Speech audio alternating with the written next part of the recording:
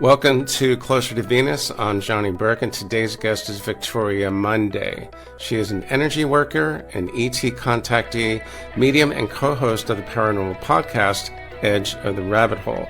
She's experienced supernatural activity since the age of 3, has been involved in the television industry as well as paranormal investigations. Today we'll discuss her experiences as well as what we can learn from them. Victoria, welcome to the program. Thank you so much for having me. It's so nice to be here tonight. I know that we've got some very interesting stories to cover, so let's just jump right into it. Supernatural activity since you were a child. What were some of your first experiences? The very first experience I had, I didn't realize it was an ET experience. I was 2.5 or 3 years old, and I was bouncing on the bed like all little kids do. It's really weird the way our house was shaped. There was a tree outside the window, but I guess because the way the houses were, there was really no wind that ever got back there. But this one time, the tree started shaking, and it had little berries on it, so it sounded like maracas, kind of. And it caught my attention, so I turned around and looked, and I was like, wow, the tree's moving. That's really cool. And when I looked forward, there was a lady standing in front of me, and it sounds really silly, but remember, I'm only like 2.5 or 3. She looked like one of the fairy godmothers out of Sleeping Beauty. And I'm like, okay. And she looked very panicked, like she wasn't supposed to be there in the room, and she kept looking over to where my mother and sister were, and she didn't say anything, but I could understand what she was saying. Her lips didn't move or anything, and she looked really nervous, like she wasn't supposed to be there, and she said, just remember, you're not like them, you're one of us, and kind of did the puppy dog head tilt thing, and she goes, you're not like them, you're one of us. And then I heard the tree start shaking the little berries again, so I turned back around and looked, and the tree was moving against, you could see the shadows on the curtain. And when I looked forward, she was gone. So I got off the bed and I went and asked my mother. I said, who was that lady that was in the room with me? And she had a few choice words and said there was no woman in the house. One day we were interviewing Andrea Perrin on Edge of the Rabbit Hole, and we were all talking about extraterrestrial encounters and things. And so I told her that story, and I was like, I don't know what the heck that was. And she goes, yeah, you do. You know what that was. I'm like, fairy godmother? I don't know. What was it? And she goes, no, that was an extraterrestrial who was a shapeshifter. And they can shapeshift. They pick something out of your brain and they turn into that form so you're not frightened. I'm like, oh, that makes a lot of sense now, because I have seen UFOs and things like that throughout my life, and I just thought it was normal at first. What I've been told is that children, 8 or 9 years old or younger, see this stuff a lot, but the adults are not like tuned into that frequency or whatever that is. So it's probably more common than most people think. Yeah. So you have a point of view because you are involved in the podcast as well, and you guys explore all kinds of paranormal phenomena. So when this woman or this being said, you're not like them, you're not like the rest of them, right around then, were you able to sense your abilities as a medium, or did that come later? No, when she said that, I just took it at face value. I'm like, okay, thanks a lot. And it always comforted me going through life, especially like in junior high when you don't fit in the cliques and everything. I'd always remember that. I'm not one of those pom-pom girls. I'm the little girl in the corner reading a book and studying science and things like that. But as far as the mediumship goes, my mother's side of the family is all very intuitive. They're all from East Texas, and they're all very intuitive. They're all gone now. I remember we were getting together like for holidays and things, and my aunt was in Georgia, and we were down in Houston, and my grandmother was up in East Texas.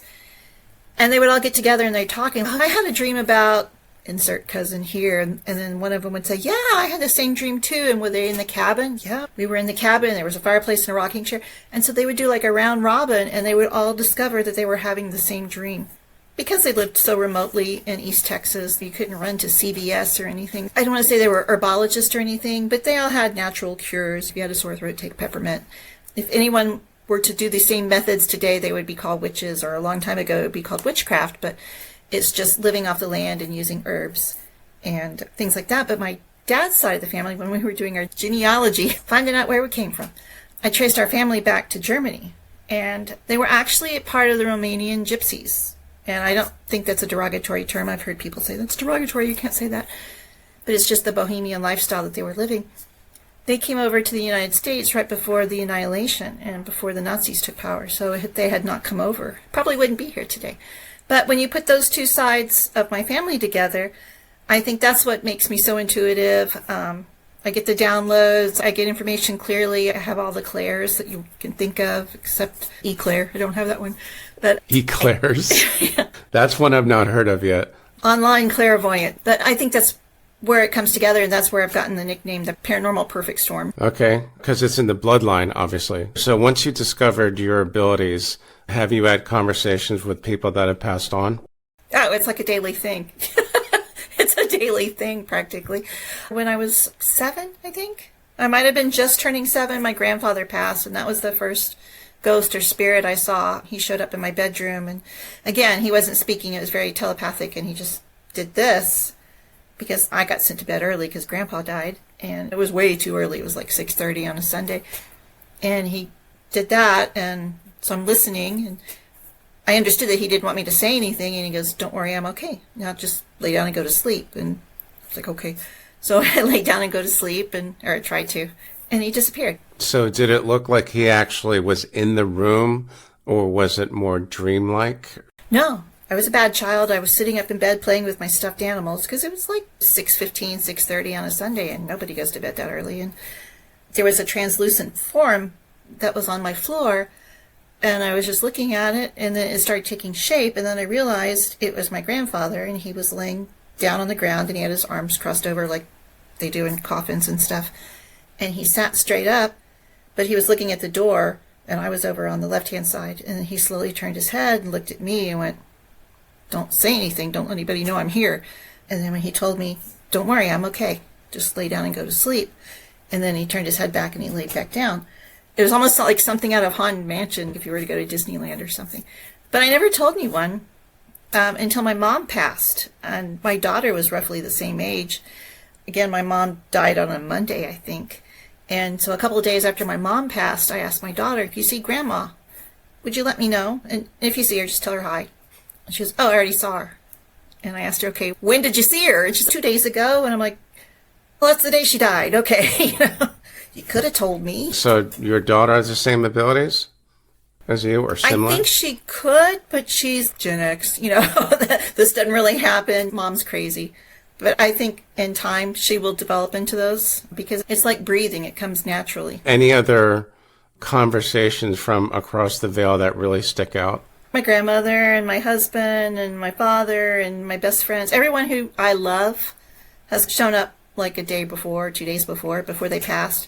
And I think it's their way of preparing me because I'm a big crier. I boo-hoo all over the place, And if I can get a jump start on the boo-hooing and the falling apart, when they actually do pass, I can be there and I can be strong for my family. And it's happened with every single person I know. Yeah. Does it give you a sense of comfort knowing that they're not gone forever, they're just in a different dimension? Yeah, because they are here. My dad shows up all the time. He's been gone for about 4 years now, and I see him all the time out of the corner of my eye. And it's not like on Scooby-Doo or anything, It's a figure, and I see him in the backyard all the time. I see him out of the corner of my eye because you got the rods and the cones, and you see differently out the corners.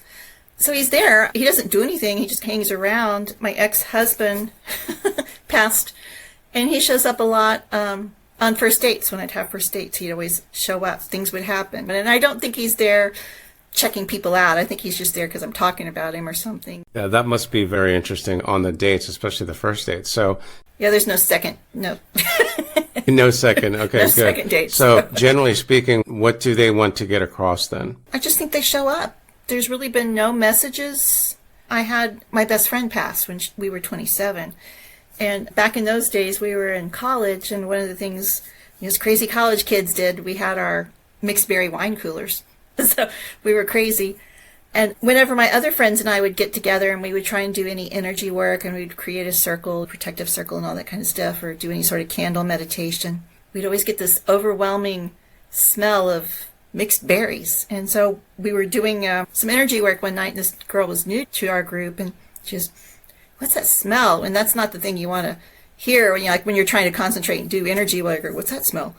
And so I whispered to her, I was like, "What does it smell like?" And she goes, "It smells like berries." And I started laughing. And I was like, "Does it smell like mixed berries?" She's like, "Yeah." "Does it smell like Bartles and James mixed berries?" Because that's a very definitive smell. And she's like, oh my God, that's what it is. And so that's my friend Cheryl. She shows up. So I think a lot of it is just, hey, what's going on? And they show up like that. But no great revelations they have given me. What I've heard from a lot of other intuitive types is that they basically want us to know that they're okay. Yeah. Like your grandfather did. Yeah, I think a lot of it is the energy you put out, because a lot of paranormal investigators that I know are very serious. Knock 3 times. Can you make this light up? Can go touch the cat ball? But I'm in there. I come in. Hey guys, what's going on? They're like, okay, here's fruitcake over here. And so they're more energetic and more engaging and just more a slice of life type interactions that I have. I don't have all the doom and gloom and voices on the spirit. I have gotten some weird voices on the spirit box, but spirit box. Now, is that part of an investigation, like a paranormal investigation? The one I use, like every paranormal investigator, I have all the equipment, but then I forget to use it. I just take me and a notepad is what I've been doing. But I do have an S-box, and it's a sweeping radio that scans radio frequencies very quickly. And the theory is if it sweeps fast enough, you hear the top sound, which is all the radio stations. Then you hear something underneath it, which is a secondary type of audio track. If you go down to the third one, that's where you get the real spirit communication. The theory is that they pull the energy and get all the electrical stuff, and then they're able to use that to manifest a voice and communicate. We've gotten some really weird communications, but yeah. I can only imagine being a musician and being aware of certain frequencies. Are these like sub frequencies, like, 20 dB or 30 dB? It's usually in the frequencies that we can't really hear that well. Usually anything under 19 dBs, I think they've referred to that as infrasound. And that's where you get a lot of the creepy feelings and the cobwebs on your face. It's how our body reacts to the lower frequencies that we're just not picking up with our ears. That's why I don't take half the equipment with me. First of all, it's heavy.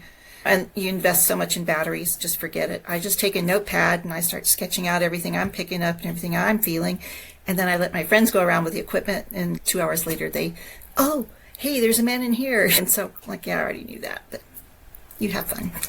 You already knew that. So can you give us an example how you assisted in one of those investigations, like your friend Rob Goutreau? I'm sure you've heard his episode, or if not, you should, because he's got some very good stories.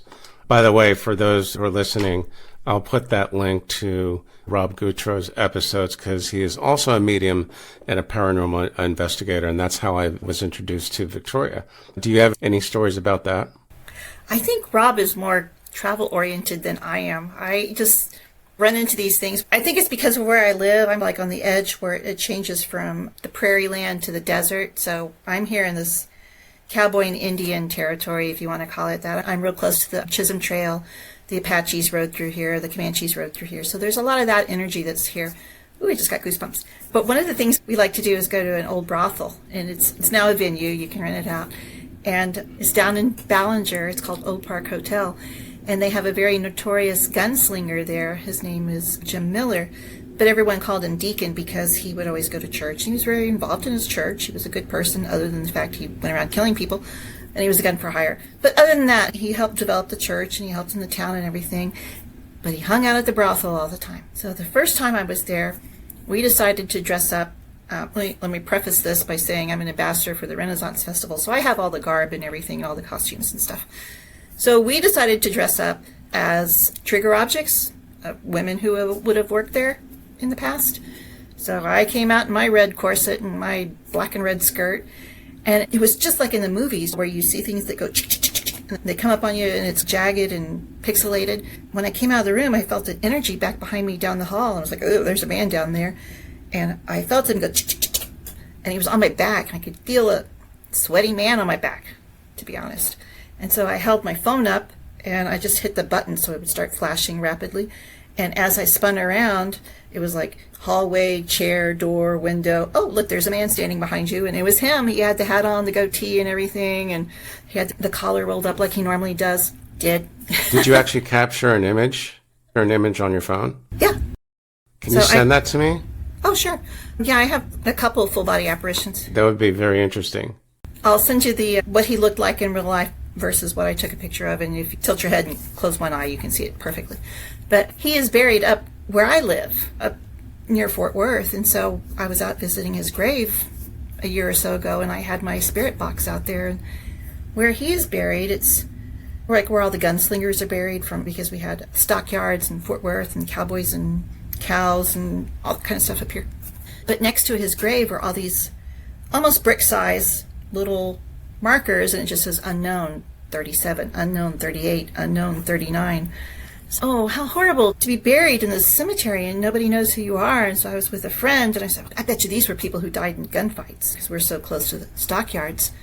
And she said, yeah, probably. So we went over to Deacon's grave, and I was talking to him like, hey, Deacon, you remember me? I said, who's buried over here on the other side of you? Do you know who they are? Were they gunslingers? And the spirit box said very clearly, very distinctly, they lost. So I'm like, oh, okay. So that's who's over there. So it shows that, I don't know if it's because we have a connection, because I go down to Old Park so much, and I don't treat him like he's the demonic, evil gunslinger person. I can appreciate what he did do for the community other than kill all the people. During the early days of Ballinger, he helped put it on the map, I guess you could say. But he did have a sense of humor, and it's carried over to the other side. So would you still consider him an earthbound ghost, or just someone that can manifest in certain ways, or a spirit that can communicate? See, this is where I disagree with everyone. I don't think people are earthbound. I think there are frequencies, and the way I equate it, because I have a degree in visual communications and stuff. Remember in the olden days when we would put film in the camera, and we came out with negatives? So if you were to take a negative and just look at it, hold it up to the light, you would see the image, right? But if you took two pieces of negative and held it up, you would see both images, but neither one was clear. And so I think that's the way reality is sometimes, is based on the frequency. And I do believe that once you cross over, you're in a higher frequency. Just like we had infrasound where we couldn't hear things, there are things that we just can't see. This is why cats and dogs and other animals react, because they can't see in those frequencies. I think it was in World War II, the machine gun guys on the airplanes, they wore special goggles, and they were coated with some sort of chemical. And they were freaking out, and they would throw them down, and they would start screaming, demons, demons, and they were seeing demons, and they wouldn't shoot. And I'm like, shoot, man, shoot. There's whoever were fighting, the planes coming, shoot. And they wouldn't, because they were seeing demons coming. And that's a special vibration of special frequency that they could see because they had those goggles on. And I think that's the same thing, is there are different dimensions and different realities. Who knows how high they go? But our little human earth eyes can only see in a certain range. They are in other ranges, and maybe they just don't leave. They're just here and we just don't see them. Could be, yeah. Good point about the frequencies. And when you mentioned the tarot being the gateway to all things metaphysical, that's really interesting, because I had a tarot card reader once say, the tarot is like a book of wisdom hidden in plain sight. Why is it so hard for non-intuitives to understand, though? It's all based on security. Are you able to freely let go and disassociate with what you know and go with what you hear? For example, I've had a deck it's a Celtic deck, and I've had it probably 20 years. It's beautiful. It's got all the Celtic symbols all the way around it. And on the bottom of this one card, I can't remember the card offhand, are two vultures. And I was always thinking, what the heck? Why are there vultures on this? And to me, symbolically, it meant it's like the Five of Swords or something. It was like a struggle, being ripped apart. So I always read it as something emotional, internal, that you had to eviscerate and get apart and examine it. And then one day I actually had my contacts in, and I was looking at it, and I was like, those are orchids. Those are not vultures. So it has a whole new meaning. So for 20 years I read this card wrong, but it always applied to the situation. I was able to let go and trust. Throw the book out. You don't want the book. But I was able to trust what I was hearing. I was able to trust the intuitive messages I was getting, and I interpreted the card correctly most of the time. Most of the time. So when did your path lead you to investigating past lives through regression? Oh, that was just something fun we did one time. I was positive I could not be hypnotized. I went with a friend to at that time they were called New Age stores. So I went to a New Age store. We did a past life regression. She took me back. And I had a hard time believing these memories were all coming back to me so easily. I'm like, how do I know I'm not making this up? And she goes, you'll know. That doesn't tell me anything. But we recorded it. And when I listened to it and when I played it back, there were kids walking down the street bouncing a basketball. I didn't hear that. There was a fire truck that went down the street. I did not hear that. So obviously I was hypnotized because I was responding to all of her questions. And to me, it sounded like we were having a conversation just like you and I are. It was just question, answer, no pauses or anything. But when you play it back, she would ask a question, I would answer it. The next question, I gave the information she asked for. There was nothing else. I keep having these reoccurring themes that come through my life, I guess you could say. One of them is I am terrified of water. I cannot swim. I know that I died on the Titanic. And I know I was a man. I can clearly remember it. I can see it from my knees down. I see the water coming up. I see the people in front of me. If I even get anywhere near water or that kind of situation, I shake. I'm terrified. There was a Titanic exhibit that went through, like in the 90s through Texas. I remember walking in the door and I panicked and I freaked out. I don't remember anything else. And then I remember leaving. So I don't know what happened there. Did you ever find out like who you were, like the name of the man or anything like that? Yes, this is where the plot twist. So again, I'm having another regression about 8 years ago, and I told the lady the same story, and she was like, let's figure out who you were. I'm like, okay. So we did this, and we went deep, and the same memories came back. And she goes, have you ever thought about looking to see, just like you did? I'm like, oh, no, I never thought of that. So I found out the manifest, who was on board, and I sorted it. I knew he was Irish, or I was Irish, or whatever. I knew where they got on, and so I sorted it, and there were about 3 or 4 names that would have fit. One of the names was Henry Thomas. I'm like, okay, that's weird, because my favorite uncle, and I'm not saying that they're the same person or anything, who's like the black sheep of my family, the one who is very boho, a hippie if you want to call him that, lives on his own. His name is Thomas Henry.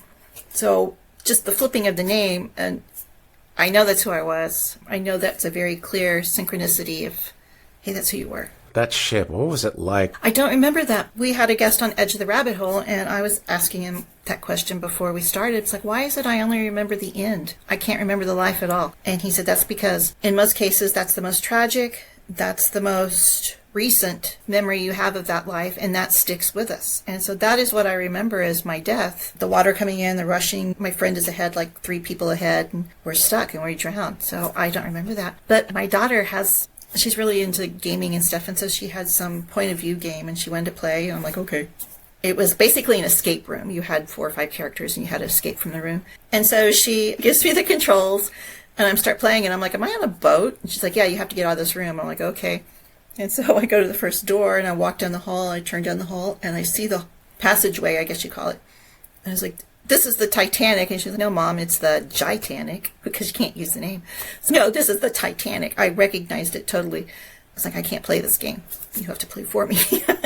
But it's just things like that. It's like a wave of water washing over you where you feel it all the way down to your core that this is the truth. People will think, okay, she's making it all up. She's out there.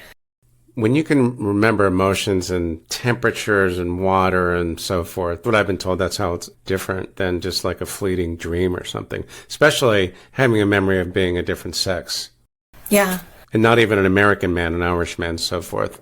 You're basically ticking all the boxes of what did you call yourself? The perfect paranormal storm? I can see why now.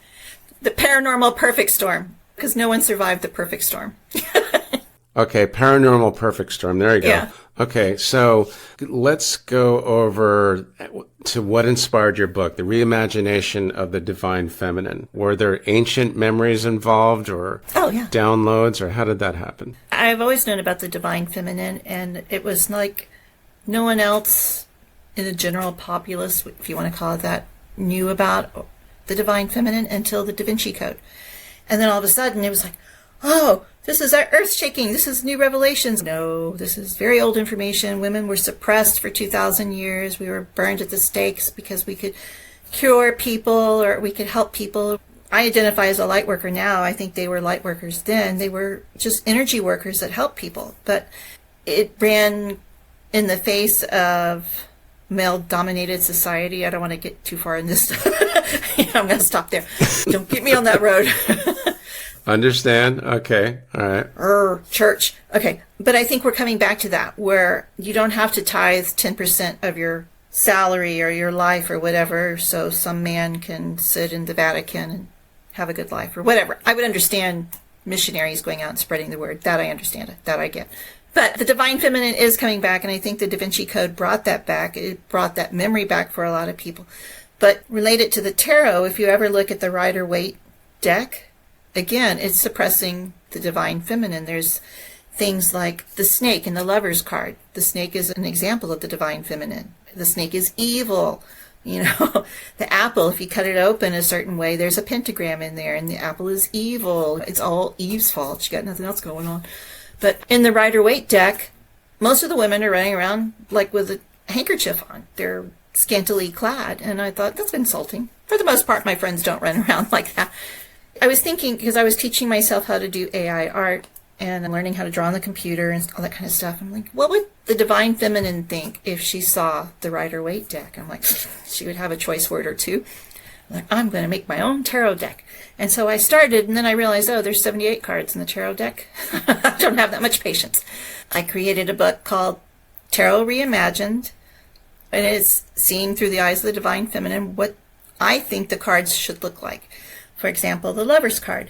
In the traditional tarot deck, it's a man and a woman, and they're looking at each other like they're under a love spell or something. But in my book, and it's a coloring book, by the way, the lover card, or the picture for the lovers in my book, is a drawing of my cat and I, because I love my cat. And that's what I think unconditional love is. It's not trying to change the other person or the other soul. You accept them for what they are, and you love them for that. And like the Three of Cups in the Rider-Waite, there's three women dancing around with some togas on with cups in the air. But in my book, it's three friends who are very strong and they're very empowered, and it's all done in a Art Nouveau type drawing. It's just fun to color, and then I put in the interpretations and what I think they should look like now. We'll see. It's like reimagining the tarot without the suppression, minus the suppression? Yes, what I think it should look like. Yeah. Where the women are strong, they're not weak and suppressed, and they're not trying to be kicked out of society or anything. They're very strong and very empowered. Like the Strength card is my convertible that I used to have, and so it's my cat sitting in the convertible. The more cats and dogs in it, the better anyway. They're very important creatures. So how does that bring us to ET contact? You've obviously had some experiences. You told us about one at the very beginning of the episode. Were there other incidents as well? Most definitely. When I was pregnant, I had a high-risk pregnancy, and so because of that, I had to go to the doctor. One week I went to the doctor and had my checkup and everything, and I was going to meet my husband for lunch, and now he was exactly 30 minutes away. So I left the doctor on time. I should have gotten there 15 minutes in early, like normal. And so I'm driving to where he works, and I'm at a red light, and I look around, and there's no cars around. I think that's so weird for a Wednesday at noon in Houston. There's no cars on the street. And then I start looking around a little bit more, and it was like a Norman Rockwell painting almost. Or it was just perfect. The lawns were all manicured. The bushes were all cut perfectly. There was no trash on the street. And I'm sitting at the red light, and I'm looking up, and I see something spinning just beyond the red light and up. I'm like, that's a UFO. And so now I'm looking around because I want to honk the horn and I point to it, but there's nobody around. Oh my God. I'm like, just my luck. I'm looking at the UFO, I look at the red light. I do this for however long the red light goes, 2 or 3 minutes. And the UFO is staying up there. Still, there's no one around me. Okay, the light turns green. I look up, the UFO is there. Okay, I'm going to go. So I go across, and it's a pretty darn big street. So I'm going across all these lanes of traffic. I look up, it's still there. And I get to the other side. I look up and it's gone. I'm like, oh, man. And there's still no cars around me. But as I drive like down the block, I start noticing the yards are getting shaggy and trash is everywhere, and the streets are getting dirty again. And now I start to see cars come by me. Like, that's really weird. So I drive straight to where my husband's working. And I get there, and he goes, where you been? I'm like, I went to the doctor. He's, you're 40 minutes late. I'm like, no, I'm not. I'm 15 minutes early. No, you're 40 minutes late. I already had to go to lunch. There's no way. I didn't even stop. I stopped at that one red light, and I drove straight through. I don't know. So apparently I lost 40 minutes while I was sitting in this pristine little intersection watching a UFO. Lots of UFO sightings. Were there any more incidents that were similar to that, or where you actually saw the beings? That's the only time I've seen beings. I lived out in Arizona for a while, and everybody out there, I had a convertible. So I was driving down the 101, and I saw a chevron-shaped UFO flying over from Sky Harbor out to Superstition. Now, the 101, I don't know if you're familiar with it, but it's like the Autobahn of Arizona. People are just driving crazy fast and they drive at you. So, everyone's focused. No one's looking up but me because I'm in a convertible. No one reacts, no one points, no one honks, no one swerves or anything. So it's like no one saw it. I don't know. It just kind of drifted over. But since I moved back to Texas, we started doing CE5. And we were starting to have some experiences. I haven't done it in a while, but we're starting to have experiences now. You're starting to see more UFOs, or what exactly is it? My friend has about 40 acres, and so we go out to her property, she and her husband. And so we start the meditation. We have a group meditation. We set the intent, we set the purpose. We say love and light can only come here and all that kind of stuff. I don't know where she got it, but my friend has the frequency, the 163 frequency or whatever they have on Skinwalker Ranch or something. So she plays that on her digital device. And she also has some sort of CD that was made inside a crop circle. And it's got this kind of clicking sound. And so we listen to that for a little bit as we try and get into our little trance-like state. And then we start listening to the meditation by Dr. Greer. And it's a beautiful meditation. I wish I could remember it. So the last time we did it, we started straight up at midnight. And we're out there in the middle of nowhere. And as soon as we start playing the music or the soundtrack from the crop circles, you could tell we were surrounded by coyotes. And they all started singing at the same time, which is very unnerving if you've ever been out in the middle of the country by yourself, just a group of friends, and then realize you're surrounded by coyotes. And they're all, and I was like, okay, this is weird. So we do our meditation and everything. And so I was looking off to the one side, and I saw something sparkling, and it's low to the ground. And it was just on the edge of where the light was from the house. And I didn't say anything else. I didn't want to lead anybody. This is what I saw. Did you see it too? That's all I said is, I think I saw something. And she leaned over. She goes, did you see something sparkling about 3 feet off the ground? I'm like, yep, that's it. That's what I saw. So 3 feet off the ground. Okay. It just kind of sparkles. And so CE5, for those of us that have not done that or have not experienced it, what exactly is it? It is the Close Encounters of the Fifth Kind. You are basically putting yourself in a higher vibration. Everything goes back to being in the vibration. Or frequency, right? Frequency and vibration. So you're putting yourself in an altered frequency or an altered state, and you're asking for the extraterrestrials or whomever is flying around to come and visit, to come and make themselves known. Now, while we are not there, because they live there all the time, they see black helicopters going by all the time. They have so much recorded evidence and documentation of saucers and ships and things flying by. Have you ever had a communication from anything not from this earth? That's a hard one. When I was doing one of my past life regressions, the woman who was regressing me said, are there any questions you want to ask? And I was like, yeah. Are there ETs watching me? And so she goes, okay, we'll ask that. So as I was under, she asked, and to me it doesn't sound like me on the tape, but apparently it is on the recording. A very strong cadence, kind of monotone. It's not bouncy like I normally am. It's you who's speaking. It's me, but this voice was very robotic, basically. But it was things I was saying. But anyway, she asked, do you watch Victoria? And they said, yeah. And she said, okay, why do you watch Victoria? And whoever was coming through me said, because we like her. I'm happy they like me.